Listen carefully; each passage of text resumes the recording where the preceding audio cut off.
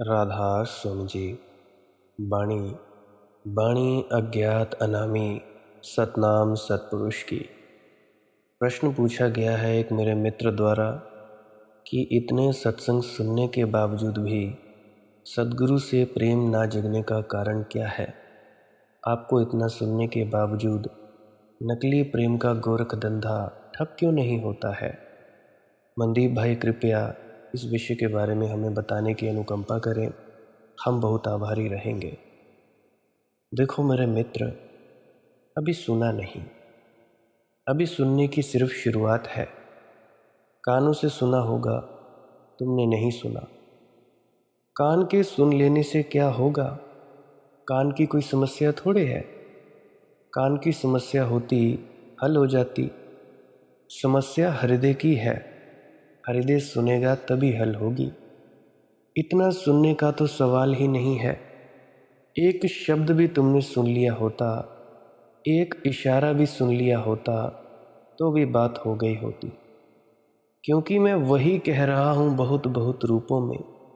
मैं कोई वीणा नहीं बजा रहा हूँ, एक तारा है, एक ही तार है, उसी को छेड़े चला जा रहा हूँ। थोड़े ढंग बदलता हूँ कि तुम ऊब ना जाओ, बोर ना हो जाओ, कहीं तुम्हारा रस ही ना खो जाए। अन्यथा मुझे जो बजाना है, जो गाना है, वह तो एक ही बात है।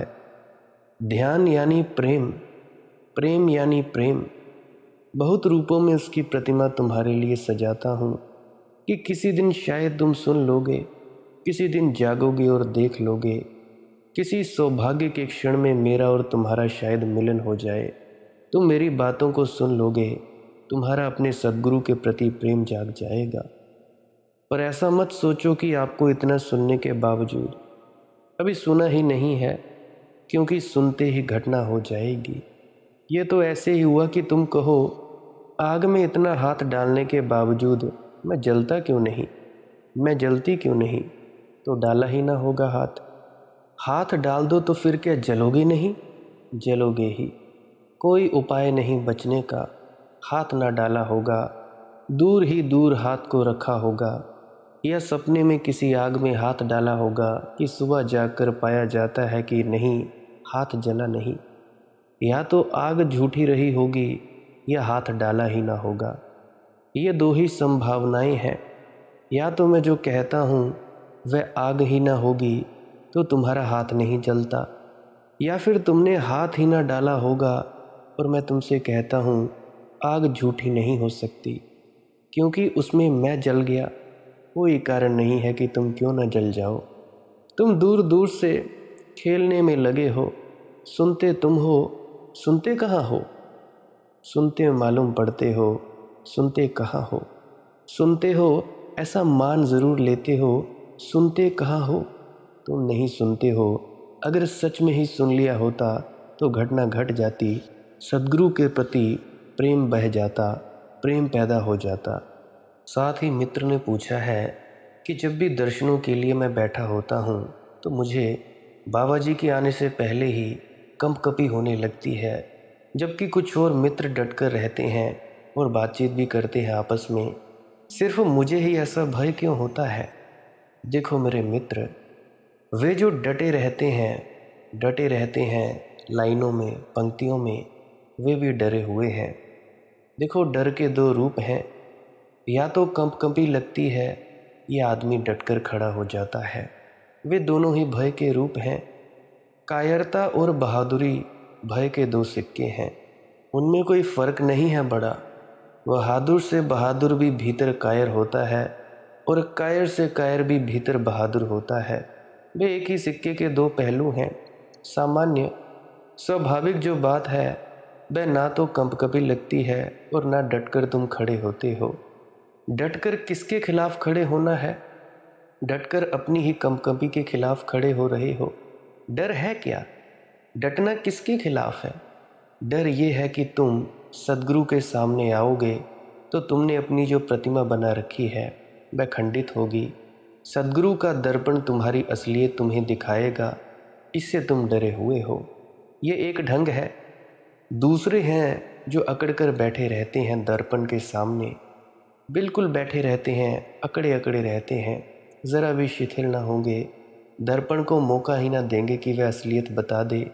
हमारा अकड़ापन ही दर्पण में झलकेगा, हमारी असलियत ना दिखाई पड़ेगी। कुछ हैं जो बहुत देर तक दर्शनों के लिए बैठे रहते हैं और वे पूरी तरह से आनंद प्राप्त करते हैं। देखो, संतुलन चाहिए। सद्गुरु से डर क्या है? सद्गुरु तुमसे क्या छीन लेगा? तुम्हारे पास है क्या जिसे सद्गुरु छीन लेगा? तुम सद्गुरु से कुछ लेकर ही जा सकते हो, देने को तुम्हारे पास कुछ भी नहीं है। तुमसे सद्गुरु छीनेगा क्या? ज़्यादा से ज़्यादा तुम्हारा भिखमंगापन छीन सकता है। सद्गुरु तुमसे क्या छुड़ा लेगा? तुम्हारे पास काश कुछ होता, कुछ भी नहीं है। तुम्हारी दशा वैसी है जैसे भिखारी रात भर जाग कर बैठा रहता है कि कोई चोरी न कर ले। कुछ है ही नहीं, एक भिक्षा पात्र है। या मैंने सुना है, तुमने भी शायद कहावत सुनी होगी कि नंगा नहाता नहीं है, क्योंकि डरता है फिर निचोड़ेगा कहाँ, कपड़े कहाँ सुखाएगा। कपड़े है ही नहीं तो स्नान नहीं करता। तुम्हारे पास है क्या? तुम डर रहे हो। तुम अगर गौर से देखो कि तुम्हारे पास कुछ भी नहीं है तो सारा डर चला जाएगा। डर तो खोने का डर है, लेकिन तुमने कुछ मान रखा है कि तुम कुछ हो, इसीलिए भय है। उस मान्यता को गौर से देखो। क्या हो तुम? तुम्हारे देखने में ही तुम्हारी मान्यता तिरोभूत हो जाएगी। तब तुम सहज भाव से सद्गुरु के दर्शन कर पाओगे। ना तो डट कर पाओ, क्योंकि डट कर तुम क्या करोगे? क्या फ़ायदा है? अगर तुम सद्गुरु से लड़ रहे हो, अपना समय खो रहे हो। उसी समय में तुम जाग सकते थे, वह तुमने लड़ने में गंवाया। अगर तुम भयभीत हो रहे हो तो अपनी सुरक्षा में लगे हो, वह भी तुमने व्यर्थ गंवाया। थोड़ी देर सद्गुरु तुम्हारे साथ है, उसका तुम उपयोग कर लो। पीछे पछतावा बहुत होगा, पर पीछे पछताने से कुछ भी नहीं होता। पाछे पछताए होत का, जब चिड़िया चुग गई खेत। सद्गुरु सदा तुम्हारे साथ नहीं रहेगा। देह स्वरूप सद्गुरु का सदा तुम्हारे पास नहीं रहेगा। तुम सदा तुम्हारे पास रहोगे, फिर पीछे घबरा लेना, डट लेना, अकड़ लेना, कंप कंपी कर लेना, जो करना हो कर लेना। थोड़ी देर सद्गुरु तुम्हारे पास है, उसका उपयोग कर लो। ये दर्पण फूट जाएगा, फिर तुम अपना चेहरा इस दर्पण में ना देख सकोगे। हालांकि मैं जानता हूँ, फिर तुम फूटे दर्पण की चौखट को रखे पूजा करोगे, उसमें कुछ भी दिखाई ना पड़ेगा, लेकिन तब तुम बिल्कुल निश्चिंत हो जाओगे। मैंने देखा है लोगों को मंदिर में जिस निश्चिंत भाव से जाते हैं, उस निश्चिंत भाव से उनको महात्मा बुद्ध के पास जाते नहीं देखा है। मंदिर की प्रतिमा से डर क्या है?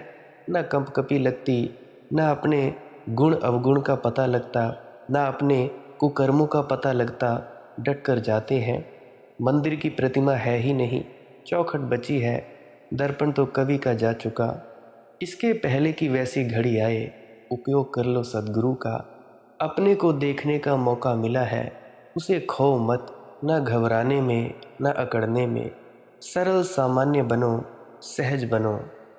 एक और प्रश्न पूछा गया है मेरे मित्र द्वारा कि आपने पूर्व में कहा है जीवन प्रयोजन रहित है, फिर खाली हाथ जाएं या भरे हाथ, इससे क्या फ़र्क पड़ता है? देखो मेरे मित्र, यही समझ में आ जाए तो हाथ भर जाए। यही समझ में आ जाए कि खाली हाथ जाएं कि भरे हाथ, कोई फ़र्क नहीं पड़ता। हाथ भर गए, इसको ही मैं हाथ भरना कहता हूँ। यही समझ में न आए और चेष्टा चलती रहे कि हाथ भरे जाऊंगा, तुम खाली हाथ ही जाओगे। सफलता और असफलता समान दिखाई पड़ने लगे, तुम सफल हो गए, सफल ही नहीं सुफल भी हो गए। जीत और हार बराबर हो जाए, जीत गए तुम। अब तुम्हें कोई ना हरा सकेगा, यही जीत है। प्रयोजन निष्प्रयोजन तराजू पर समान तुल जाएं, तुमने जीवन का अर्थ पा लिया, प्रयोजन पा लिया।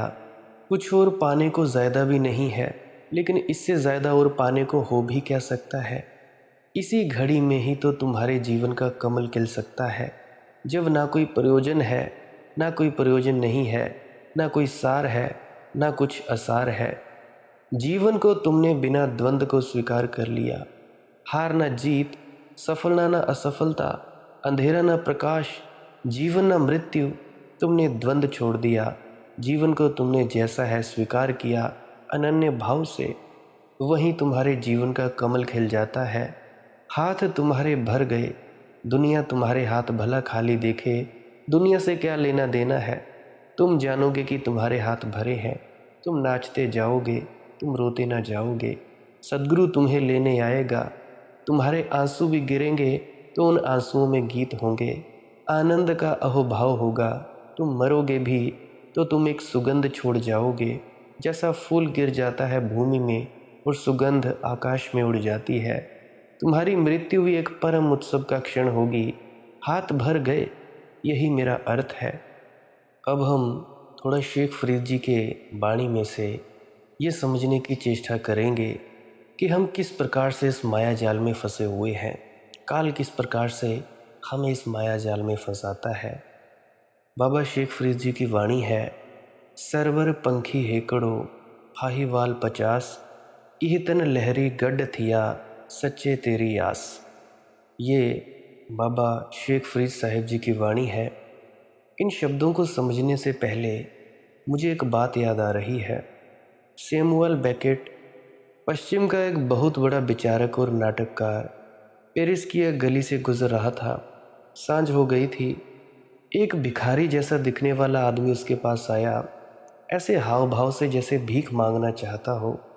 लेकिन इसके पहले कि बेकेट उसे कोई उत्तर दे, उसने जेब से छुरा निकाला और बेकेट की छाती में भोंक दिया।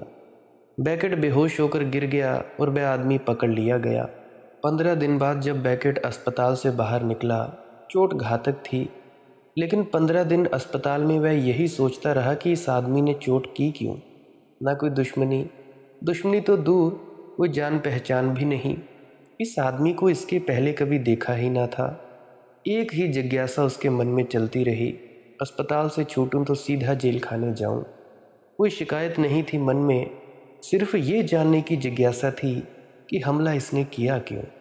अकारण मालूम होता है आदमी पागल है, पागल भी नहीं दिखाई पड़ता था। अस्पताल से मुक्त होकर ही वह जेल खाने गया। आज्ञा लेकर अधिकारियों से वह उस कैदी के पास पहुंचा और कहा कि मुझे कोई शिकायत नहीं है, ना तुम्हारे अपराध की निंदा करने आया हूँ, ना तुमसे ये कहने आया हूँ कि तुम ऐसा ना करते। ये सब सवाल नहीं है। एक ही मेरे मन में सवाल उठता है कि तुमने मुझे छुरा मारा क्यों, कारण क्या है। उस आदमी ने बेकेट की तरफ गौर से देखा और कहा, कारण तो मुझे भी पता नहीं, तुम ही परेशान हो, ऐसा मत सोचो। मैं भी 15 दिन से यही सोच रहा हूँ कि मैंने छुरा मारा क्यों। ना कोई जान, ना पहचान, ना कोई दुश्मनी। तुमने हाँ ना भी ना कहा था। मैं भी अपने से यही पूछ रहा हूँ। तुम तो मेरे पास पूछने आ गए, मैं किसके पास पूछने जाऊँ कि मैंने छुरा मारा क्यों। बेकेट का सारा जीवन बदल गया उस घटना से, क्योंकि आदमी मूर्छित है, सोया हुआ है, बेहोश है। क्यों का कोई उत्तर तुम्हारे पास भी नहीं है। किसी के प्रेम में पड़ गए, क्यों। किसी को देखते ही दुश्मनी हो जाती है, देखते ही विकर्षण हो जाता है, क्यों। किसी को देखते ही श्रद्धा आ जाती है, कोई कारण नहीं है। एक अचेतन, एक मूर्छित दशा है, जैसे कोई सपने में चलाता हो या नशे में चलाता हो। घटनाएं घटती चली जाती हैं, तुम उनके मालिक नहीं हो। घटनाएं घटती हैं, तुम उनके कर्ता नहीं हो। तुमसे घटनाएं घटती हैं, लेकिन तुम्हारा नियंत्रण नहीं है। तुम्हारे भीतर इतनी होश की किरण भी नहीं है कि तुम कह सको मैंने ऐसा किया क्यों। बेकेट विद्यार्थी था दर्शन शास्त्र का, लेकिन उस घटना के बाद दर्शन से उसकी आस्था उठ गई, क्योंकि दर्शन की तो सारी खोज यही है, क्यों, ऐसा क्यों है। उस दिन के बाद उसने जो कविताएं लिखीं, नाटक लिखे, वे बड़े असंगत हैं, एब्सर्ड। उनमें जिन फकीरों की झलक है, लेकिन कोई तुक नहीं है। घटनाएं घटती हैं, लेकिन कोई कारण नहीं है। आपके बहुत से प्रश्नों के जवाब भी मिलते जाएंगे, ज़रा गौर से शांतमय रूप से सुनते जाना। उसकी बड़ी प्रसिद्ध किताब है बेकेट की, वेटिंग फॉर गोडोट। गोडोट की प्रतीक्षा। पूरी किताब पढ़ जाने के बाद भी ये पता नहीं चलता कि गोडोट है कौन जिसकी प्रतीक्षा हो रही है। दो व्यक्ति हैं, बस में बैठे हैं।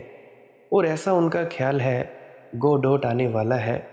ऐसी उनकी धारणा है कि उसने आश्वासन दिया कि मैं आऊँगा, और वे एक दूसरे से बात करते हैं कि अभी तक गोडोट आया नहीं। वह दूसरा भी इधर उधर देखता है। वह कहता है पता नहीं क्यों देर हो गई है, और इस तरह बात चलती है पूरा नाटक। बस ये दो आदमी बैठे हैं कबाड़ खाने के पास और इनकी बात चलती है। बड़े उब जाते हैं, थक जाते हैं। एक उनमें से कभी कभी क्रोधित हो जाता है। वह कहता है अब मैं जाता हूँ, बहुत हुई, कब तक प्रतीक्षा करेंगे। वह दूसरा भी कहता है चलो चले, लेकिन जाते करते कहीं नहीं, बैठे वहीं हैं। जाएं भी कहाँ, जाने को है भी कहाँ, करें भी क्या अगर प्रतीक्षा न करें। तो फिर प्रतीक्षा करते हैं। फिर दूसरा दृश्य आता है नाटक का। फिर वे बैठे हैं, फिर वे प्रतीक्षा कर रहे हैं कि आज तो आना ही चाहिए, आज तो बिल्कुल पक्का है। फिर समय निकल जाता है, फिर वह नहीं आता। बस उसी की बात चलती है। ऐसे ऐसे प्रतीक्षा ही होते होते नाटक पूरा हो जाता है। जब इस वेटिंग फॉर गोडोट की फिल्म बनी तो जो डायरेक्टर था उसने बेकेट को पूछा कि आखिर ये तो बताओ ये गोडोट है कौन। उसने कहा कि अगर मुझे ही पता होता तो मैंने नाटक में ही बता दिया होता, ये तो मुझे भी पता नहीं। पर यह गोडोट शब्द अच्छा है, यह गॉड से मिलता जुलता है। इसमें कुछ गॉड की भनक है, ईश्वर की भनक है। तुम किसकी प्रतीक्षा कर रहे हो? प्रतीक्षा तुम भी कर रहे हो और तुम्हें ऐसा लग रहा है कोई आने वाला है, कुछ होने वाला है, कुछ होकर रहेगा। लेकिन किसकी? नहीं होता, तुम भी नाराज हो जाते हो, कहने लगते हो सब बेकार है, छोड़ो छाड़ो। पर जाओ कहाँ? छोड़ छाड़ कर भी कहाँ जाओगे? जहाँ जाओगे वहाँ भी यही होगा, वहाँ भी प्रतीक्षा करनी होगी। प्रतीक्षा किसकी हो रही है इसका भी कुछ ठीक ठाक पता नहीं है, लेकिन बिना प्रतीक्षा किए भी कैसे रहोगे? उसके सहारे समय गुजर जाता है। गोडोट नहीं, अब स कोई भी सही, मोक्ष, निर्वाण, सचखंड, ईश्वर कोई भी सही, लेकिन ये दशा है। ये वेकेट का नाटक वेटिंग फॉर गोडोट पूरी मनुष्यता की कथा है। आदमी की यह स्थिति है, एक प्रतीक्षा है, एक इंतज़ार है, पता नहीं किसकी। होना हो गया है, क्यों हो गए हैं इसका कोई पता नहीं। कृत्य भी घट रहे हैं, लेकिन क्यों तुम कर रहे हो इसका कोई जवाब ना दे सकोगे। तुम्हारे होने का भी तुम्हारे पास कोई जवाब नहीं है। तुम क्यों हो? तुम अपने कंधे बिचकाओगे, तुम कहोगे पता नहीं। इस अंधेरी दशा में दो संभावनाएं हैं। एक संभावना तो ये है कि तुम कोई कल्पित अर्थ अपने जीवन को दे दो। तुम किसी गोडोट की प्रतीक्षा करने लगो जिसका तुम्हें न पता है, न जिससे तुम्हारा कभी मिलना हुआ है, न तुम ठीक से जानते हो कि वह कौन है। कोई ऐसे अर्थ की तुम अपने जीवन में कल्पना कर लो, उस अर्थ के सहारे जीना हो जाएगा। जीना तो क्या होगा, आराम से मरना भी हो जाएगा। ऐसे धीरे धीरे मर जाओगे, कभी पता न चलेगा कि भीतर खालीपन था। वे अर्थ जो तुमने कल्पित कर लिए थे उनके सपने तुम्हें घेरे रहेंगे, और इसी तरह के अर्थ के सपने तुमने अपने आसपास खड़े कर लिए हैं। बाप मेरे पास आता है, वह कहता है बेटे के लिए जी रहा हूँ। इसका बाप इसके लिए जी रहा था, इसके बेटा अपने बेटे के लिए जिएगा। कौन किसके लिए जी रहा है? पत्नी से पूछो, वह पति के लिए जी रही है। पति से पूछो, वह कहता है परेशान हो रहे हैं, मेहनत कर रहे हैं, श्रम कर रहे हैं, पत्नी के लिए जीना है। छोटे छोटे बच्चे हैं, उनका ब्याह शादी करनी है, पढ़ाना लिखाना है। वे क्या करेंगे? वे भी यही करेंगे। उनके छोटे बच्चे होंगे, वे उनको पढ़ाएंगे लिखाएंगे, उनकी शादी ब्याह करेंगे। अगर तुम आदमी की ज़िंदगी को गौर से देखो तो तुम जो भी कारण से जी रहे हो तुम पाओगे सब कल्पित है। लेकिन बिना कल्पना के जीना तो भी बहुत कठिन है। नीत्शे ने कहा है, उस आदमी को मैं आदमी कहूँगा जो बिना कल्पना के जीने को समर्थ हो, जो जीवन की सच्चाई के साथ जीने को समर्थ हो। सच्चाई कोई भी हो, किसी कल्पना के ताने बाने ना बुने। पर ऐसा आदमी खोजना बड़ा मुश्किल है। फ्रायड ने एक किताब लिखी है धर्म के ऊपर, द फ्यूचर ऑफ इल्यूजन, एक भ्रम का भविष्य। उसमें उसने सिद्ध करने की कोशिश की है धर्म बिल्कुल मनुष्य का भ्रमण है, मन का ही खेल है। किसी ने फ्राइड को पूछा कि अगर ऐसा है तो एक ना एक दिन मनुष्य भ्रम से मुक्त हो जाएगा और धर्म से मुक्त हो जाएगा। फ्राइड ने कहा कि वह मैं नहीं कह सकता, क्योंकि मनुष्य कभी भ्रम के बिना जीने को राजी होगा, ये बात संदिग्ध है। मनुष्य बिना भ्रम के जी कैसे सकेगा? साधारण उपाय एक ही है कि तुम कोई भ्रम खड़ा कर लो, कोई इंद्रधनुष खींच लो आकाश में, जो कभी मिलता भी नहीं लेकिन जिसके मिलने की आशा बनी रहती है। ऐसे तुम सभी खींचते चले जाते हो, ऐसे मौत करीब आ जाती है, एक दिन तुम डूब जाते हो। करोड़ में एक को छोड़कर अधिक लोग ऐसे ही जीते हैं। उनका संसार भी सपना है, उनका धर्म भी सपना है, उनके सिद्धांत भी सपने हैं, उनके शास्त्र भी सपने हैं, उनकी गृहस्थी भी सपना है, उनका नामदान लेना भी सपना है, सन्यासी हो जाना भी सपना है। सपने का कोई भी संबंध नहीं है वस्तु से, सपने का संबंध चित्त दशा से है। मूर्छित आदमी बिना सपने के जिएगा कैसे? सपने का कारण विज्ञान से पूछें, आदमी रात सपने क्यों देखता है? तो वे कहते हैं इसीलिए देखता है कि अगर सपने ना देखे तो नींद टूट जाए। तुम उल्टा सोचते होगे, तुम सोचते होगे रात भर सपने चलते रहे इसीलिए ठीक से सो ना पाए। मनोवैज्ञानिक कहते हैं कि अगर सपना ना लो तो तुम बिल्कुल ना सो पाओगे। सपना तुम्हारी नींद को बचाता है। तुमको रात की नींद में भूख लगी, अगर सपना ना हो तो नींद टूट जाएगी, भूख नींद तोड़ देगी।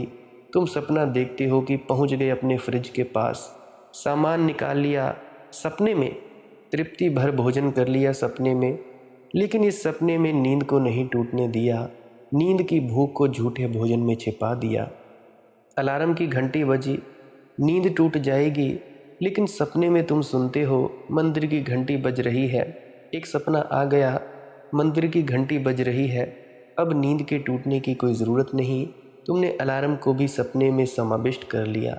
अब तुम मज़े से करवट लेकर सो जाओगे। वैज्ञानिक कहते हैं सपना नींद को बचाता है। सपने तो उन्हीं के समाप्त होते हैं जिनकी नींद ही समाप्त हो जाती है। श्री कृष्ण ने गीता में कहा है, या निशा सर्वभूतानां तस्याम जागृति संयमी, या निशा सर्वभूतानां तस्याम जागृति संयमी। जो सबकी रात है, योगी संयमी तब भी जागता है। स्वप्न तो किसी बुद्ध पुरुष के ही समाप्त होते हैं, किसी संत पुरुष के ही समाप्त होते हैं, क्योंकि उनकी नींद समाप्त हो गई। अब बचाने को ही कुछ ना रहा, सपने की कोई ज़रूरत ना रही। जैसे रात में सपना है वैसे दिन में अर्थ, प्रयोजन, सार्थकता, दायित्व, ऐसे सपने हैं दिन के सपने हैं, रात के सपने हैं, वे तुम्हारी नींद को बचाते हैं। एक और ढंग भी है जीने का, वह है सारे सपनों को नींद को तोड़कर जीना। झूठे अर्थ नहीं, अपने मनोकल्पित अर्थ नहीं, जगह खाली है माना, लेकिन गोडोट की प्रतीक्षा नहीं, क्योंकि जिसको हम जानते ही नहीं उसकी प्रतीक्षा भी क्या करनी। उसकी प्रतीक्षा में माना कि समय भरा हुआ निकल जाएगा, लेकिन हाथ क्या आएगा? ज़रा तुम सोचो, उसकी प्रतीक्षा में माना कि ज़्यादा बेचैनी न लगेगी, कुछ करने को लगता रहेगा, खाली ना मालूम पड़ोगे, भरे रहोगे, लेकिन उस भरावट का भी क्या मूल्य है जो कभी घटने वाला नहीं। जागे हुए पुरुष का एक और जीवन है, जागृत पुरुष का एक और जीवन है। उस जीवन का संबंध कोई अर्थ निर्मित करने से नहीं है, वरन जागने से है। जागते ही उस अर्थ की प्रतीति होनी शुरू होती है जो अस्तित्व में छिपा है। फिर तुम गोडोट की प्रतीक्षा नहीं करते, फिर किसी की प्रतीक्षा नहीं करते, फिर तो अस्तित्व में जो छिपा है उसका नर्तन शुरू हो जाता है। उसे तुम आंख भर देखते हो, कहना ठीक नहीं कि देखते हो, उसे तुम अनुभव करते हो, महसूस करते हो, क्योंकि तुम भी वही हो। तुम वही अर्थ हो जो छिपा है वृक्षों में, तुम वही अर्थ हो जो छिपा है पहाड़ों में, पर्वतों में, तुम वही अर्थ हो जो बहता है झरनों में, गाता है पक्षियों में, तुम वही अर्थ हो जिसका नाम परमात्मा है। वह अर्थ तुमसे दूर नहीं है, तुम उसकी कल्पना नहीं करते, तुम उसका सपना नहीं देखते, तुम उसका प्रक्षेपण नहीं करते, तुम तो मौन और शून्य और शांत हो जाते हो। उस शांति में जो है वह प्रकट होता है। तुम तो अपने भीतर बिल्कुल खाली हो जाते हो। तुम तो कहते हो ना कुछ करने को है, ना कुछ जानने को है, ना कुछ खोजने को है। तो तुम चुपचाप मौन हो जाते हो। उसी मौन में अचानक एक गूंज उठती है, अनहद नाद की। शब्द खुल जाता है। ये गूंज तुम्हारे मन की नहीं है। एक गीत पैदा होता है। ये गीत तुम्हारा आयोजित नहीं है। तुम पाते हो कि तुम स्वयं इस गीत की एक लहर हो। तुम इस गीत की ही एक कड़ी हो। गीत तुमसे पहले भी चलता था, गीत तुम्हारे बाद भी चलता रहेगा। तुम बस बीच की एक श्रृंखला हो, एक कड़ी हो। जिस दिन ऐसा प्रतीति होती है, उस दिन है सच्चा मोक्ष। बाबा फरीद के शब्दों में कहें, उस दिन है प्यारे से मिलन, सचखंड में वास, अपने सत्पुरुष से मिलन, अपने सद्गुरु में लीन हो जाना। उसके पूर्व अंधेरे में टटोलना है, अंधेरे में तीर मारना है। और ये दो दिशाएं हैं। अंधेरे में टटोलते टटोलते तुम घबरा जाओ तो मन की कल्पनाएं कर लो। उन मन की कल्पनाओं में ही डूबे रहो। ये सांसारिक व्यक्ति की अवस्था है। किसे मैं गृहस्थ कहता हूँ? वह जो सपनों में खोया है। तुम्हारे घर के कारण मैं तुम्हें गृहस्थ नहीं कहता, न तुम्हारी पत्नी न तुम्हारे बच्चों के कारण तुम्हें गृहस्थ कहता हूँ। तुम गृहस्थ हो अगर तुमने सपनों के घर बनाए। तुम्हें मैं संन्यास्त कहता हूँ, नामदानी सज्जन कहता हूँ अगर तुमने सपनों के घर छोड़ दिए। अगर तुम यथार्थ में जीना शुरू हो गए तो तुम्हारे जीवन में नामदान का प्रादुर्भाव हुआ। तब किसी की प्रतीक्षा नहीं करनी पड़ती। जो घटता है वह अभी घट रहा है। तुम सन्यासी हुए, सच्चे संत हुए। कल की फिक्र की कोई ज़रूरत नहीं है। जो हो रहा है वह अभी हो रहा है। इसी क्षण जीवन की महाघटना मौजूद है। इसी क्षण अस्तित्व अपने शिखर पर है। अस्तित्व सदा ही शिखर पर है। उससे नीचे अस्तित्व होना जानता नहीं। इसी क्षण नाच चल रहा है। इसी क्षण उत्सव है, कल नहीं, आने वाले क्षण में नहीं। तो इसको तुम कसौटी समझना। अगर तुम आने वाले क्षण के लिए जी रहे हो तो कल कुछ होगा। तो वेटिंग फॉर गोडोट। तो तुम गोडोट की प्रतीक्षा कर रहे हो जिसका तुम्हें कुछ भी पता नहीं है। अगर तुम अभी जी रहे हो, इसी क्षण जो हो रहा है उसी में जी रहे हो, बी प्रेजेंट, तो तुमने सारी प्रतीक्षा छोड़ दी। तुम जीवन को उपलब्ध हो गए। इसी जीवन को ही परमात्मा कहा है। वह एक शब्द है परमात्मा। इसी जीवन की तरफ इशारा है। वह शब्द तुम्हें ठीक न लगे क्योंकि इस सदी में उस शब्द की सार्थकता धीरे धीरे खो गई है, तो तुम दूसरा शब्द चुन लेना। कहना अस्तित्व, कहना जीवन, महाजीवन, या जो भी तुम्हें रुचिकर लगे कह देना। किसी शब्द पर मेरा कोई आग्रह नहीं है क्योंकि शब्द तो इशारे हैं। ये लिपियां तुम्हारी ही बनाई हुई हैं। किस शब्द से तुम परमात्मा को पुकारोगे इससे क्या फ़र्क पड़ता है। तुम कोई भी शब्द ले लेना, अल्लाह कह लेना, वाहेगुरु कह लेना, परमात्मा कह लेना, राधा स्वामी कह लेना, या जो भी तुम्हें प्रीतिकर लगे कह लेना। लेकिन परमात्मा अभी और यहीं है और संसार कल और कहीं और है। संसार यानी भविष्य, परमात्मा यानी वर्तमान, अभी का वक्त। और तुम दो ढंग से जी सकते हो, भविष्य के सहारे या वर्तमान में। वर्तमान में जो जीता है वह संन्यस्त है, वही सच्चा संत है, वही है भक्त, वही है धार्मिक। भविष्य में जो जीता है वह संसारी है, वही है अज्ञानी, वही है भटका, स्वप्न में, तंद्रा में, निद्रा में, बेहोशी में। बाबा फरीद जी के इन वचनों को ध्यान से समझने की कोशिश करना। सरवर पंखी हेकड़ो, फाही बाल 50। कि सरोवर में पक्षी तो एक है और फंसाने के जाल 50। सरवर पंखी हेकड़ो, अकेला है पक्षी और जाल है 50 फंसाने के। बचना मुश्किल मालूम होता है, काल ने जाल ही ऐसा फैलाया हुआ है। बचना करीब करीब असंभव मालूम होता है। थोड़ा सोचो, कितने जाल हैं। धन का जाल है, पद का जाल है, यश का जाल है। कितने जाल हैं वासनाओं के, आसक्तियों के, लोभ के, क्रोध के, मोह के।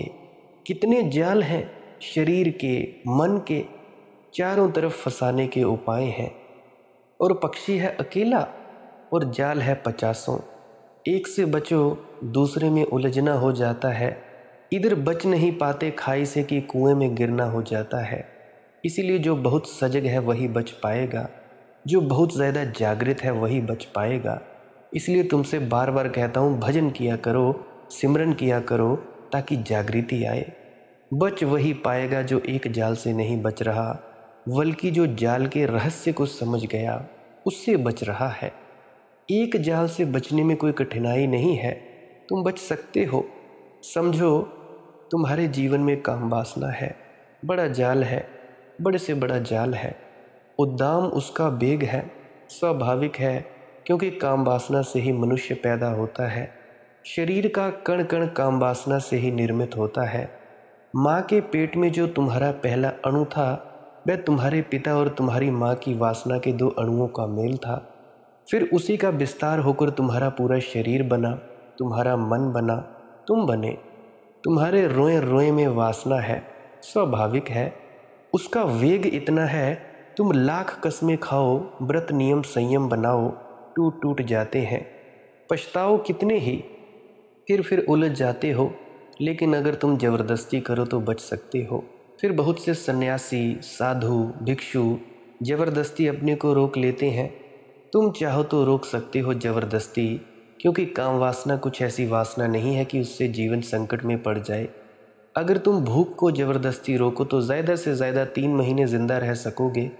अगर प्यास को ज़बरदस्ती रोको तो 2-4 दिन भी ज़िंदा रहना मुश्किल हो जाएगा। अगर सांस को ज़बरदस्ती रोको तो घड़ी भर भी ज़िंदा रहना मुश्किल हो जाएगा। लेकिन काम वासना को तुम ज़बरदस्ती रोको तो पूरी ज़िंदगी तुम मज़े से जी लोगे, कोई अंतर नहीं आएगा, तुम मर ना जाओगे। इसीलिए काम वासना को रोकने की चेष्टा लोगों को बहुत आकर्षित करती है। भूख को रोको तो अड़चन है, मौत खड़ी है। प्यास को रोको तो अड़चन है, मौत खड़ी है। सांस को रोको तो अभी मरे, कल की बात ही नहीं है। काम वासना को रोकना आसान मालूम पड़ता होगा तुम्हें। रोके रहो, तुम नहीं मर जाओगे, क्योंकि काम वासना का तुम्हारे जीवन से कोई सीधा संबंध नहीं है। काम वासना से तुम्हारे बच्चों के जीवन का संबंध है, तुम्हारे जीवन का संबंध नहीं। तुम्हारा जीवन तो तुम्हारे माँ पिता की वासना से शुरू हो गया। अब कोई अड़चन नहीं है, अब तो तुम यात्रा पूरी करोगे। तो वासना को लोग रोक लेते हैं, काम वासना के रुकते ही दूसरा जाल शुरू हो जाता है। जिन जिन ने काम वासना को रोका, तुम उन्हें पाओगे उनके जीवन में क्रोध अतिशय हो जाएगा। इधर रोका काम, उधर क्रोध का जाल उलझा। इसलिए साधु सन्यासियों को तुम क्रोध ही ज़्यादा पाओगे। तुम्हें ऋषि मुनियों की कथाएं मिल जाएंगी जो अभिशाप देने को तैयार हो बैठे हैं। ज़रा सी भूल चूक हो जाए और अभिशाप दे दें, और यह जन्म ही ना बिगड़े, अगले जन्म तक बिगाड़ दे सकते थे। तुमने कभी सोचा कि ऋषि मुनियों के साथ ऐसी कथाएं क्यों जुड़ी हैं? ऋषि मुनियों के जीवन में तो अभिशाप होना ही नहीं चाहिए। तुमने हमारे संत देखे, सच्चे संत, जिन्होंने पूरा नियंत्रण पाया, क्योंकि वो शरीर में रहते कहाँ है। आपको लगता है ऐसा है कि वो शरीर में रह रहे हैं, परंतु उनकी सूरत सचखंड में जुड़ी होती है। 2400 घंटे शब्दधुन अनहदनाद को सुनते रहते हैं। तो मैं तुमसे कहता हूँ कि ऋषियों मुनियों के जीवन में तो अभिशाप होना ही नहीं चाहिए। उनकी वीणा पर अभिशाप का स्वर आना ही नहीं चाहिए। उनके जीवन से तो सदा ही आशीर्वाद के फूल गिरने चाहिए, अभिशाप के कांटे नहीं आने चाहिए। लेकिन जिन्होंने कहानियाँ लिखी हैं उन्होंने कल्पना नहीं लिखी, सच्चाई लिखी है। जिनको तुम ऋषि मुनि कहते हो, उनमें से 100 में से 99 ने काम वासना को जबरदस्ती रोक लिया है। स्वभावतः क्रोध बढ़ जाएगा, क्योंकि जो वेग काम से निकलते थे अब वे कहाँ से निकलेंगे। तुमने एक द्वार बंद कर दिया, वेग के निकासन का एक द्वार बंद कर दिया, वे कहीं और दूसरी जगह से द्वार खोज लेंगे। झरने को तुम रोक दिया, झरना कहीं और से फूट कर निकलेगा। तुमने बीमारी एक तरफ से रोकी, बीमारी दूसरी तरफ से पकड़ लेगी। अगर तुम क्रोध को भी रोक दो, क्रोध भी रोका जा सकता है, थोड़े ही श्रम की ज़रूरत है तो क्रोध भी रुक जाएगा। तो तुम पाओगे कहीं और से निकलना शुरू हो गया। जो लोग क्रोध को रोक देंगे उनके जीवन में लालच बढ़ जाएगा, भयंकर लालच बढ़ जाएगा। लोभ को रोको, कुछ और बढ़ जाएगा। जाल है 50, जान है एक, नन्ही सी चिड़िया। चिड़िया करे तो करे क्या, ठंडा पानी पी मरे या गर्म चाय पी मरे। एक जाल से बचे नहीं कि दूसरे में उलझ जाओगे। और कई बार तो तुम समझोगे कि एक जाल से बचने का उपाय ही यही है कि दूसरे जाल में उलझ जाओ, तो पहले जाल से बच जाओगे, खाली तो तुम भी नहीं रह सकोगे। तो जिस व्यक्ति को जीवन में क्रांति ही लानी हो, सच में ही क्रांति लानी हो, वह एक जाल से दूसरे जाल में नहीं उलझता। वह रुक रुक कर सोचता है कि सभी जालों का मूल आधार क्या है।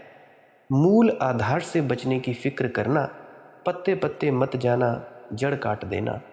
महावीर से कोई पूछता है साधु कौन, तो महावीर कहते हैं असुत्ता मुनि, जो सोया हुआ नहीं जागा हुआ है। पूछता है कोई असाधु कौन, तो महावीर कहते हैं सुत्ता, जो सोया हुआ है। महावीर ने न क्रोध की बात कही, न काम की बात कही, न लोभ की, जड़ की नहीं। सोना और जागना, होश और बेहोशी, चैतन्य और अचेतना, यह जड़ है। यही जड़ की बात बाबा जी महाराज भी बड़ी बार कहते हैं कि भजन सिमरन करो, जागृता आऊगी, तभी तो तुम अपने आप को पहचानने के काबिल हो जाओगे। अपने आप को पहचान लोगे, फिर खुदा को भी पहचान लोगे। तो माना कि जाल 50 हैं, लेकिन हर जाल की बुनियादी सूत्र एक है। क्या? सरवर पंखी हेकड़ो फाही बाल 50। फंसाने को 50 जाल लगे हैं और सरोवर में पक्षी अकेला है। एक जाल से बचने की कोशिश करके तुम दूसरे में फंस जाओगे। एक मित्र हैं मेरे, हिंदू थे, ईसाई हो गए। मैंने उनसे पूछा कि क्या कारण। उन्होंने कहा देख लिया हिंदू धर्म का असार रूप, कुछ नहीं सब धोखाधड़ी है। मैंने कहा यही आंख खुली अगर रखी तो ईसाईयत भी धोखाधड़ी दिखाई पड़ेगी। तुम एक जाल से बच गए, ये ठीक, लेकिन दूसरे में फंस गए। उन्होंने कहा कि नहीं, ये कभी नहीं होगा। मैं बहुत सोच समझ कर गया हूँ। वर्षवत बार मुझे मिलने आए, कहने लगे ठीक ही कहा था आपने, ये तो वही का वही जाल है। नाम भर अलग हैं, मंदिर नहीं है चर्च है, शंकराचार्य नहीं है तो भाई पादरी हैं। धोखाधड़ी वही है, माल भीतर वही है, सिर्फ डब्बे के ऊपर रंग रोगन का फ़र्क है, लेवल अलग अलग हैं। तो मैं फंस गया। अब आप ही मुझे बताएं कि मैं किस धर्म में सम्मिलित हो जाऊं। मैंने कहा मैं तुम्हें किसी और जाल में फंसने की सहायता न करूंगा। तुम जागते क्यों नहीं? अब तुम्हें मुसलमान होना है कि तुम्हें जैन होना है कि बौद्ध होना है? क्या होना है? उन्होंने कहा जो भी आप कहें। मैंने कहा मैं कुछ भी ना कहूँगा। मैं तुमसे पूछता हूँ, तुम ये क्यों नहीं देखते कि सभी संप्रदाय जाल हैं? तुम ऐसा क्यों नहीं देखते कि धर्म का संगठन से कोई संबंध नहीं है? धर्म निजी है और वैयक्तिक है। धर्म का भीड़ से क्या लेना देना? भीड़ कभी समाधिस्थ हुई है और भीड़ कभी स्वर्ग गई है कि भीड़ ने कभी मोक्ष के द्वार पर दस्तक दी है? जब भी कोई गया, अकेला गया है, भीतर शब्द का सहारा लेकर गया है। ये आकांक्षा कि मैं किसी भीड़ का हिस्सा हो जाऊं, किसी समूह संगठन का अंग बन जाऊं, ये आकांक्षा मूर्छित है, सोए हुए व्यक्ति की आकांक्षा है। जागा हुआ व्यक्ति अकेला है, सोए हुए व्यक्तियों की भीड़ है। संत देखो कैसा नूर चमकता है उसके माथे पर, अकेला ही चलता है, एकदम से पहचान होती है अकेले में। सोए हुए व्यक्तियों की भीड़ है। सोया हुआ आदमी सहारे मांगता है, अकेला नहीं हो सकता, अकेले होने से डर लगता है। जागा हुआ आदमी पाता है कि अकेला होना स्वभाव है, अकेले होने के अतिरिक्त और कोई उपाय नहीं है। इसीलिए तो महावीर जैसे जागे व्यक्ति ने कहा, मोक्ष को जो नाम दिया, स्वर्ग को, परम अवस्था को जो शब्द दिया, वह दिया कैवल्य, कि वहाँ पहुँचते पहुँचते व्यक्ति बिल्कुल अकेला हो जाता है। केवल मात्र अस्तित्व मात्र बचा रहता है, खुद बचता नहीं। पूरी तरह से सब जगह परमात्मा ही परमात्मा रहता है, वहाँ दो नहीं रह जाते। इसीलिए शंकर ने अद्वैत शब्द का उपयोग किया, वहाँ एक ही बचता है। संत कबीर ने कहा प्रेम गली अति सांकरी, तामे दो न समाए। वहाँ दो नहीं समाते, जहाँ दो नहीं समाते वहाँ बस 20 करोड़ हिंदुओं की भीड़ कहाँ समाएगी? वहाँ 60 करोड़ मुसलमान कहाँ समाएंगे? वहाँ 100 करोड़ ईसाई कहाँ समाएंगे? वहाँ तो एक एक ही गुजरता है और यात्रा करता है। वह गली बड़ी सांकरी है, गली बहुत ज़्यादा सांकरी है। मैंने उनसे कहा कि अब और झंझट में ना पड़ो, ज़िंदगी ऐसे ही आधी गंवा दी, अब तो जागो, अब और नए जाल की कोशिश कर रहे हो। पर ऐसा ही होता है, तुम एक जगह से छूट नहीं पाते कि छूटने की कोशिश में ही तुम दूसरे जाल का सहारा पकड़ने लगते हो। इसके पहले कि तुम छूटो, तुम नए जाल में उलझ गए होते हो। होश ही बचाएगा, जागृत अवस्था ही बचाएगी। जाल बदलने से कुछ ना होगा। सरवर पंखी हेकड़ो, फाही बाल 50। सरोवर में तो पक्षी तो अकेला है और फंसाने के जाल 50 हैं। ये शरीर लहरों में डूब रहा है। ऐ सच्चे मालिक, मुझे अब एक तेरी ही आशा है। यह तन लहरी गड्ढ थिया, सच्चे तेरी आस। फरीद जी कहते हैं, ये शरीर डूब रहा है। ये थोड़ा सोचने जैसा है। फरीद जी ये नहीं कहते कि ये आत्मा डूब रही है। फरीद जी कहते हैं, यह शरीर डूब रहा है। ये जाल 50 हैं, पक्षी अकेला है। ये शरीर डूबा जा रहा है। क्या तुम भी ये कह सकोगे ये शरीर डूबा जा रहा है? अगर तुम अपनी तरफ देखोगे तो तुम पाओगे कि हम तो पूरे के पूरे ही डूब रहे हैं। शरीर ही नहीं डूब रहा, आत्मा भी डूबी जा रही है। शरीर ही नहीं डूब रहा, चैतन्य भी डूबा जा रहा है। अगर चैतन्य भी डूब रहा है, तब फिर बचाने का उपाय बहुत मुश्किल है, क्योंकि प्रार्थना भी कौन करेगा, पुकारेगा भी कौन, उस परमात्मा की तरफ हाथ भी कौन उठाएगा? कोई भी नहीं। ये शरीर लहरों में डूब रहा है। फरीद जी इसे देख रहे हैं कि ये शरीर लहरों में डूब रहा है। ये देखना ही होश है। इसी होश से प्रार्थना के द्वार खुलते हैं, सच्ची अरदास हृदय से निकलती है। तुम बेहोश प्रार्थना न कर सकोगे। यद्यपि तुमने बेहोशी में कई बार प्रार्थनाएं की हैं, अरदासें की हैं, पर उन प्रार्थनाओं पर बेहोशी का धुआं था और वे प्रार्थनाएं तुम्हारे कंठ में ही दबी रह गईं, आकाश तक पहुंची नहीं है। तुम्हारी प्रार्थनाएं ऐसी हैं जैसे तुमने कोई दुस्वप्न देखा हो। नाइटमेयर की रात तुमने अनुभव किया कि कोई तुम्हारी छाती पर चढ़ा बैठा है। तुम लाख उपाय करते हो, तुम हिलडुल नहीं पा रहे हो। तुम हाथ उठाना चाहते हो, हाथ नहीं उठता, लकवा लग गया है। सपनों में ही तुम चिल्लाना चाहते हो, लेकिन कंठ अवरुद्ध है, आवाज़ नहीं निकलती। तो तुम्हारी प्रार्थनाएं बेहोशी में ऐसी ही हैं। तुमने की भी तो भी आवाज़ निकली नहीं। तुमने हाथ जोड़े तो भी सिर न झुका। शरीर झुका पर तुम बिन झुके रह गए। मंदिर तक तो तुम पहुँचे, लेकिन वे मंदिर तुम्हारे ही बनाए हुए मंदिर थे। परमात्मा के मंदिर की तुम्हें कोई खबर नहीं, तुम्हें कोई झलक ना मिली।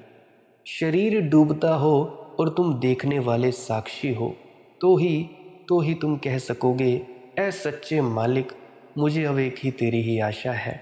ये थोड़ा गौर से समझ लेने की बात है, थोड़ा ध्यान दे सत्संगियों। सिर्फ होश से ही प्रार्थना वास्तविक हो सकती है। और मज़ा ये है कि अगर होश आ जाए तो प्रार्थना ना की तो भी सुन ली जाएगी, और अगर होश ना हो तो तुमने प्रार्थना जन्मों जन्मों तक दोहराई तो भी ना सुनी जाएगी। तुम मुझसे पूछते हो कमेंट सेक्शन में, मुझे कहते हो मुझे आशीर्वाद दीजिए, मुझे ये दुख है, मुझे फलाना दुख है, मुझे ऐसा हो रहा है, मुझे वैसा हो रहा है। ये मैं तुम्हें सूत्र दे रहा हूँ प्रार्थना करने के। मैं कहता हूँ होश सुना जाता है, प्रार्थना नहीं सुनी जाती। प्रार्थना में कुछ भी नहीं है। तुम्हारे हृदय में जहाँ से प्रार्थना आती है, जागरण हो, जागरण की सुगंध हो, जागरण की धूप जलती हो, तो ही उस धूप पर यात्रा करती है प्रार्थना। और तब तो एक ही प्रार्थना रह जाती है और कुछ तो कहने को रह नहीं जाता कि ऐ सच्चे मालिक, मुझे अब एक तेरी ही आशा है। फिर तुम कहोगे, मुझे ना बिसारो, मैं जन तेरा। तुम देखते हो संतों की क्या प्रार्थना है।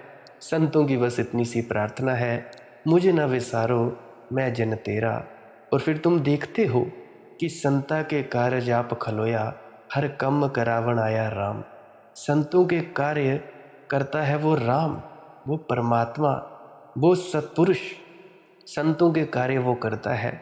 तुम देखते हो जहाँ सच होता है, सच का सौदा होता है, वहाँ पे अपने आप ही फैलता जाता है, फैलता जाता है, फैलता जाता है। हाँ, वक्त ज़रूर लगता है फैलने में, परंतु फैल ही जाता है। सत्यमेव जयते, सत्य की ही जीत होती है। तो मैं तुमसे कहता हूँ कि फिर तुम्हारी एक ही प्रार्थना रह जाती है कि ऐ मेरे मालिक, मुझे अब तेरी ही आशा है। अपने से तो बहुत करके देख लिया, हर बार पाया कि जो भी मैं करता हूँ वह एक जाल से तो बचा देता है, लेकिन दूसरे जाल में उलझा देता है। काम से बचा तो क्रोध में उलझ गया, संसार से बचा तो संन्यास में उलझ गया, घर से छोड़कर भागा तो मंदिर में फंस गया, बाजार से छोड़कर जंगल गया, जंगल में ही आसक्ति हो गई, धन छोड़ा लंगोटी पकड़ ली, पकड़ न छूटी। ऐसे भागता रहा, बचता रहा, लेकिन हर बार आखिर में पाया कि कोई झंझट खड़ी हो गई, क्योंकि मेरे भीतर से तो मूर्छा टूटी नहीं, तो मैंने जो भी किया वहीं संसार खड़ा हो गया। संसार मूर्छा से पैदा होता है, वह मूर्छा की संतति है। तुम मूर्छित हो, तुम बेहोश हो, तुम जो भी करोगे वह संसार होगा। तुम होश से भर जाओ, तुम जो भी करोगे वह धर्म होगा। धार्मिक होने से कोई होश से नहीं भरता, होश से भर जाने के बाद व्यक्ति सच्चा धार्मिक हो जाता है और धर्म से भर जाता है। संसार छोड़ने से कोई जागता नहीं, जागने से संसार छूटता है। इह तन लहरी गड्ढ थिया, सचे तेरी आस। कह रहे हैं फरीद जी, अब एक तेरी ही आशा है, अपने पर आशा छोड़ते हैं। अपने को बचा बचा कर देख लिया, बचा ना पाए, अब तू ही बचा। ये बड़ा गहरा अनुभव है जीवन का, जिसे उपलब्ध हो जाता है वह प्रौढ़ हो गया। जब तक ऐसा अनुभव ना उपलब्ध हो तब तक तुम समझना अभी बालपन चल रहा है, प्रौढ़ता ना आई। बालपन का मतलब ही यही है कि तुम सोचते हो अपने किए से हो जाएगा। समस्या बड़ी है, तुम बहुत छोटे हो। समस्या विराट है, तुम्हारे हाथों की इतनी पहुंच नहीं। आंखें बड़ी छोटी हैं, देखने को विराट है। हाथ बड़े छोटे हैं, पकड़ने को आकाश है। नहीं, यह पकड़ नहीं हो पाएगी। तुमने अपनी तरफ से कोशिश की तो वह सारी कोशिश तुम्हारी अहमता, अस्मिता और अहंकार की होगी। तुमने तप भी किया तो भी अहंकार ही होगा। तुमने पूजा भी की तो भी अहंकार ही होगा। तुम मंदिर गए तो भी इसीलिए जाओगे कि उससे अहंकार की तृप्ति होती है। लोग कहते हैं बड़े धार्मिक हो। तुम कई बार देखा देखी में सत्संग सेंटर इसलिए जाते हो कि लोग तुमसे कहें कि आहा, वो देखो फलाने का लड़का बड़ा धार्मिक है, बड़े उच्च विचार रखता है। हालांकि सुना कुछ भी नहीं उससे, बात कभी ना हुई, पर तुम देखते ज़रूर हो उस व्यक्ति को कि कोई व्यक्ति जा रहा है, हालांकि उसकी ज़िंदगी में कोई बदलाव नहीं होता। कम से कम कोई 8-10 सालों से जा रहा होता है, बदलाव कोई नहीं, क्योंकि वो इसीलिए जा रहा है सेंटर में क्योंकि उसको लोग कहें कि बड़े धार्मिक हो, बड़ा बाबा जी का सेवादार है। नहीं भैया नहीं, इससे कुछ ना होगा, इससे तो तुम्हारे अहंकार की ही तृप्ति होगी। तुमने कभी ख्याल किया, अपने ही ऊपर कभी ख्याल किया कि आदमी कैसे खेल खेलता है? तो मंदिर में खड़े हो, कोई देखने वाला नहीं तो प्रार्थना में कुछ मज़ा नहीं आता। भीड़ इकट्ठी है, लोग देख रहे हैं, तुम्हारे स्वर एकदम तेज़ हो जाते हैं, आरती में गति आ जाती है, पैर थिरकने लगते हैं। अब मैं तुमसे पूछता हूँ कि तुम परमात्मा के लिए नाच रहे हो या इन दर्शकों के लिए नाच रहे हो? जब कोई देखने वाला नहीं होता, तुम संक्षिप्त प्रार्थना करके रास्ते पर निकल जाते हो, तुम जल्दी जल्दी चले जाते हो। जब देखने वाले होते हैं तो प्रार्थना बड़ी लंबी हो जाती है, और ऐसा समझो कि सम्राट भी आया हो देखने, तब तो तुम्हारी प्रार्थना में ऐसी लवलीनता लगेगी, आँख से आंसू झरेंगे। तुम्हें देखकर ऐसा लगेगा तुम बिल्कुल समाधिस्थ हो गए हो, लेकिन वह सब झूठ है। प्रार्थना का तुम्हें कोई रस नहीं, रस कोई और है। रिस्पेक्टिबिलिटी, आदर सम्मान, लोग धार्मिक समझते रहे। मैंने सुना है एक बिल्कुल बहरा और अंधा आदमी रोज़ चर्च जाता था, एक बच्चे का सहारा लेकर। किसी ने उससे एक दिन पूछा कि तू किस लिए आता है? ना तो तुझे कुछ दिखाई पड़ता, ना तो तुझे कुछ सुनाई पड़ता। चर्च में पादरी क्या समझाता है वह तुझे सुनाई नहीं पड़ता। कौन सी प्रार्थनाएं होती हैं, गीत गाए जाते हैं, वे तुझे सुनाई नहीं पड़ते। तू क्यों रोज़ इतना परेशान होता है? उसने कहा, ये सवाल नहीं है, ये सवाल नहीं है सुनने और देखने का। क्या तुम सोचते हो जिनको दिखाई पड़ता है वे देखने आते हैं, और जिनको सुनाई पड़ता है वे सुनने आते हैं? कोई इसलिए नहीं आता देखने और सुनने, लोग दिखाने आते हैं कि देखो मैं चर्च में आया हूँ, मैं धार्मिक हूँ। मैं भी दिखाने आता हूँ। देखना किसको है? आँख का क्या प्रयोजन है? सुनना किसको है? सुन ही लिया होता तो फिर आने की ज़रूरत क्या रहती? नहीं, मैं तो ये दिखाना चाहता हूँ कि ताकि लोग जान लें कि मैं भी धार्मिक हूँ। और ताकि परमात्मा भी देख ले कि हर रविवार को मौजूद रहा हूँ, कभी एक रविवार चूका नहीं। यद्यपि अंधा था, बहरा था, आना मुश्किल था, कठिनाई थी, लेकिन बराबर आया हूँ। ये तो एक दावेदारी है। तुम पुण्य के लिए मंदिर जाते हो, मंदिर जाने में तुम्हें आनंद नहीं है, तो तुम एक से बचोगे, घर से बचोगे, मंदिर में फंसोगे, क्योंकि तुम्हारे होने का ढंग ही ऐसा है कि तुम फंस ही सकते हो, मुक्त नहीं हो सकते हो। मूर्छा में कभी कोई मुक्त नहीं होता। ये शरीर लहरों में डूब रहा है। इस शरीर को लहरों में डूबने से कैसे बचाया जाए, अपनी अंतरात्मा को कैसे बचाया जाए इस काल के जाल से, इसके बारे में चर्चा हम कल की वीडियो में करेंगे। आज के लिए बस इतना ही। अगर मेरे किसी मित्र या परिजन का कोई प्रश्न हो तो मेरी विनम्र प्रार्थना है, पुरानी सत्संग वीडियोस अवश्य सुनिए। सभी वीडियोस सुन मारिए, जितनी भी वीडियोस मैंने डाली है सभी सुनिए। और अगर कोई प्रश्न हो, फिर भी कोई रह जाए, फिर आप कमेंट सेक्शन में पूछें। इंस्टाग्राम, टेलीग्राम, फेसबुक, वहाँ पे सर्च करें मालिक की मौज सत्संग, वहाँ पे आप जी पूछ सकते हो। मैं चेष्टा करूँगा आप जी के प्रश्नों के जवाब देने की। और मेरी विनम्र प्रार्थना है, अगर आप रोज़ भजन सिमरन करोगे, कम से कम 10 मिनट नियमित भजन सिमरन करोगे, तो मेरे से भी प्रश्न पूछने की कोई ज़रूरत न रह जाएगी। फिर तुम मेरे सत्संग सिर्फ सुनोगे आनंद मात्र के लिए, प्रश्नों के जवाब के लिए नहीं सुनोगे। तुम बस आनंद में डूबना चाहोगे। देखो, मेरे सत्संगों का तो मज़ा वही उठा सकता है जो व्यक्ति ध्यान में डूबता है, जो नियमित रूप से भजन करता है, तो ही वह व्यक्ति मेरे सत्संगों का पूरा पूरा लाभ उठा सकता है। नहीं तो क्या करना है, तुम्हारे लिए भी काला अक्षर भैंस बराबर, जो मैंने बोला वो भैंस बराबर ही होगा। तुम्हें कुछ पता नहीं लगेगा, और ना ही तुम जो मेरे शब्दों के माध्यम से आनंद प्रतीत हो रहा है, कुछ को लगता है, कुछ को नहीं लगता, कुछ को बोर होता है, कुछ को बोरिंग नहीं होती है। तो जिनको आनंद प्राप्त होता है उनको तभी प्राप्त होता है क्योंकि वो रोज़ नियमित रूप से भजन सिमरन करते हैं। देखो, भजन सिमरन है क्या? सिमरन और भजन को दो भागों में हम बांट सकते हैं। सिमरन है शब्दों का जाप, चैंटिंग करना, बार बार दोहराना। काहे के लिए, कैसे करना है? चौकड़ी मारें, चुपचाप, या जिस भी आप आसन में बैठना चाहते हो, सुखद अवस्था में, आपका शरीर दुखे ना, या बिना हिले डुले 1-2 घंटे के लिए आप बैठ सकते हो। बैठें, आंख बड़े प्रेम से बंद कर लें, सहजता से बंद कर लें। दोनों आंखों के मध्य में देखें, बड़े ही प्रेम से। दबाव नहीं डालना है, ना माथे पर ना आंखों पर। फिर क्या करना है, अंधेरे की तरफ देखते देखते सिमरन के शब्दों को दोहराए जाना है। काहे के लिए? ताकि अंतस में एकाग्रता प्राप्त हो और आपका मन बाहर ना जाए। बाहर जाने से मतलब आपके मन में विचार ना उठे। सिमरन के शब्दों को इस तरह दोहराना है कि जैसे आप बोलो, फ़र्ज़ करो कि मैं कोई भी अपने तरफ से सिमरन के शब्द बना लेता हूँ। फ़र्ज़ करो कि मेरा नाम राम है, ये सिमरन के शब्द हुए। फ़र्ज़ करने को कह रहा हूँ, वैसे तो ये नहीं है। फ़र्ज़ कर सकते हो, इमेजिन कर सकते हो, कल्पना कर सकते हो। तो जब आपने बोलना है अंतस में, मेरा नाम राम है, तो जैसे ही मेरा कहा तो अंतस में एक छवि बने मेरा की, या अंतस में ही ख्याल टिके।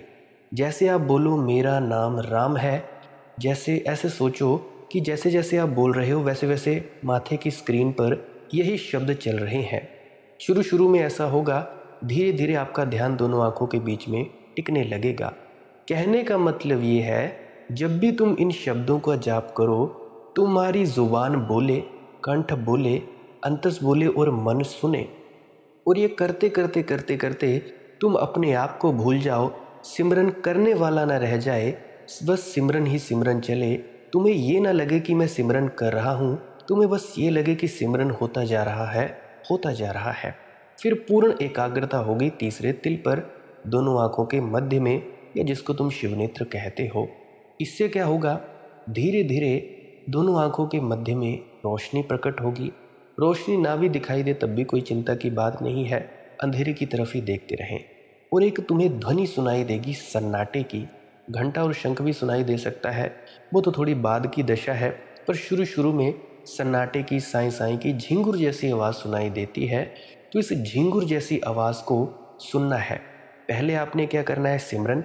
सिमरन करते समय शब्दों का जाप करना है, और कभी कभी सद्गुरु के स्वरूप को याद करना है। कौन से? जब तुमने दर्शन किए होते हैं साक्षात आमने सामने। अपने सदगुरु के दर्शन किए होते हैं तो उसी को याद करना है। कभी झलक आएगी जाएगी, अगर ना टिके कोई चिंता नहीं है। तो जब तुम एकाग्रचित हो जाओगे तो धुन ही सुनाई देगी। तो दूसरा जो हिस्सा है वो क्या है? धुन को सुनने का। धुन को सुनना कैसे है? धुन को सुनना है अपने दाएं कान से। धुन चलती रहेगी, दोनों आंखों के मध्य में देखना है। मध्य में, दोनों आंखों के बीच में अंधेरे की तरफ देखते रहें, या रोशनी दिखाई दे रही है तो रोशनी को देखते रहें। और धुन आपके दाएं कान से चलती रहेगी। अगर किसी के बाएं कान में धुन तेज़ हो जाए तो क्या करना है? अपने दाएं कान की उंगली को ज़रा अंदर कर लें और बाएं कान की उंगली को हटा दें। या जो भी आप उपकरण इस्तेमाल करते हो, ईयर प्लग इस्तेमाल करते हो, हेडफोन्स इस्तेमाल करते हो, तो आप उनका प्रयोग ऐसे कर सकते हैं। वैसे तो ये ध्वनि आती है दोनों आंखों के बीच से, सर की चोटी से आती है, पर शुरू में हमें आदत होती है कानों द्वारा सुनने की, कर्णेंद्रिय द्वारा सुनने की।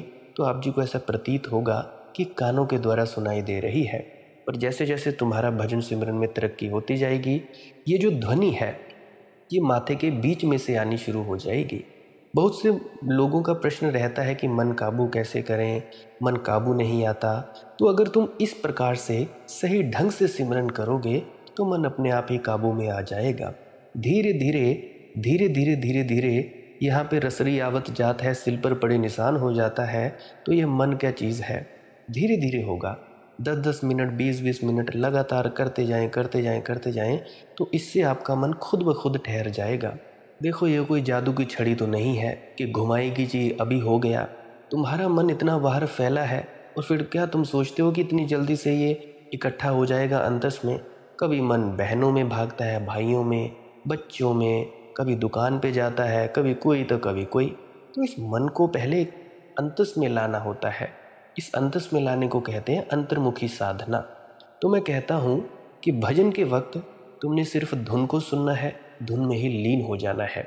धुन को सुनते वक्त खुद से तुमने जाप नहीं करना है। अगर अपने आप चलता रहे तो कोई चिंता नहीं लेनी है, आपने सिर्फ धुन की तरफ ध्यान देना है और पूरा लीन हो जाना है। और याद रहे, धुन सुनते वक्त सदगुरु की शक्ल को भी याद नहीं करना है। फिर से दोहरा देता हूँ, सिमरन के वक्त शब्दों का दोहराओ और सदगुरु के स्वरूप का ध्यान। भजन के वक्त सिर्फ धुन को सुनना है, उसी में ही लीन होते जाना है, होते जाना है, होते जाना है।